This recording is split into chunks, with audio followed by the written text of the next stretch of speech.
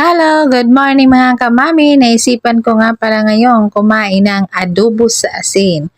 Kaya naman talagang gusto kong pagbigyan ng aking sarili. Ang adobo sa asin kasi ay masarap ng pang-ulam. Simpleng-simple pa itong lutuin. Kaya naman in-slice ko na nga dito yung baboy. Nilagay ko na sa kawali. Nilagyan ko lang ng tubig.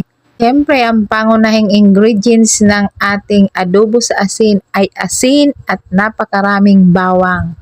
Sa sukat naman mga kamami ng asin, sa 1 kilong baboy, 1 kutsara lang ng asin ang inilagay ko. Kutsarang asin tamang-tama na ang lasa, hindi naman siya gaanong maalat.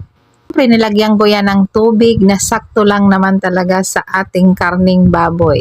Pinakulo ko lang siya ng pinakulo hanggang sa unti-unti ng kumonti yung ating tubig. Ayan nga mga kamami. Medyo konti na lang ang tubig at pakukuluin pa natin yan. Alam niyo naman mga kamami, ang pagluluto ng adobo sa asin ay mahaba lang talaga yung oras pero walang gaanong proseso. Nga, natuyo na itong ating adobo sa asin at nililipat ko na ito sa plato para naman makapagsimula na tayong kumain. Ayan, medyo nag-golden brown na itong ating karne. Pagkabangunan nitong ating adobo sa asin at talaga naman natatakam na ako. Salamat!